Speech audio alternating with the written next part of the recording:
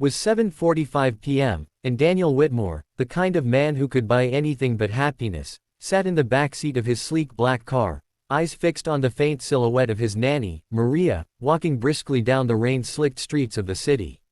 He had never followed anyone before, never felt the need.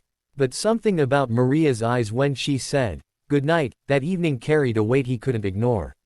She smiled warmly at his 4-year-old daughter, Emily, but there was a sadness there too, hidden, but visible to someone who knew the language of grief all too well. Daniel had been a widower for 3 years.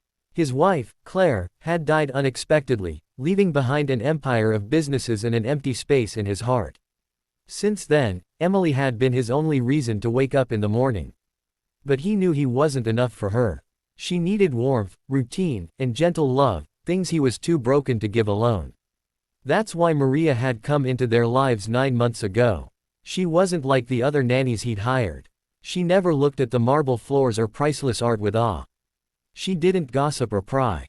She simply loved Emily. She listened to her, played with her, and stayed up late to soothe her nightmares. Daniel had caught himself more than once wondering about her past, but she never spoke about it. Tonight, curiosity and a nagging concern pushed him to follow her.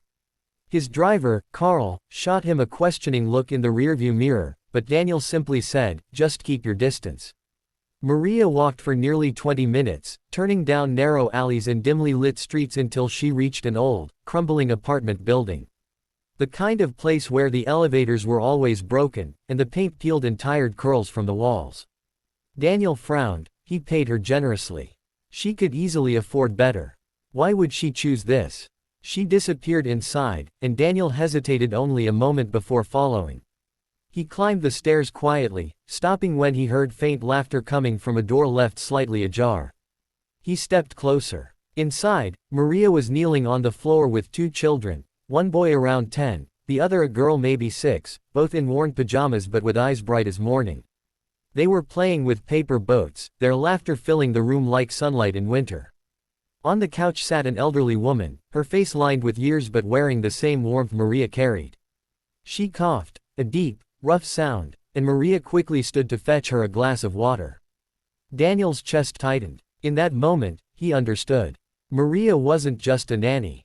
She was a daughter taking care of her sick mother and her younger siblings, probably sacrificing every comfort to keep them together. The apartment was clean but bare. No toys except the paper boats. No signs of extravagance, only survival. He didn't knock. Instead, he slipped away, returning to his car. But the image of Maria's quiet struggle stayed with him all night. The next morning, when she arrived to work, he said nothing, just watched her as she made Emily's breakfast, smiling as if she carried no burdens at all. Days passed, but Daniel couldn't shake the urge to help. Still, he knew Maria's pride.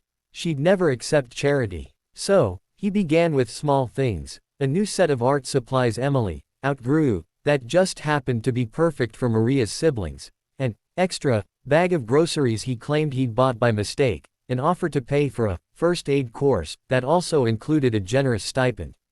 One evening, he told Maria he needed a personal assistant for a new project. "You'd be perfect for it," he said casually. She tried to decline, insisting she already had enough on her plate, but he smiled. "You'd still take care of Emily, this is just more official. And more pay." Reluctantly, she agreed. Months later, Maria's mother was receiving proper medical treatment, her siblings had new clothes, and the old apartment had been replaced by a modest but safe home. Maria never asked how it all happened, she seemed to know but chose not to speak of it. It was on a quiet spring afternoon, as Emily and Maria painted in the garden, that Daniel finally said, "Maria, I followed you once." She looked up, startled, but he continued, "I saw your family. I saw what you do every night after you leave here. And I realized, you've been giving Emily something I couldn't, pure love, without expecting anything in return. I just wanted to give a little of that back to you." Her eyes filled with tears, but she smiled. "You already have, Mr. Whitmore. You gave me something too, hope."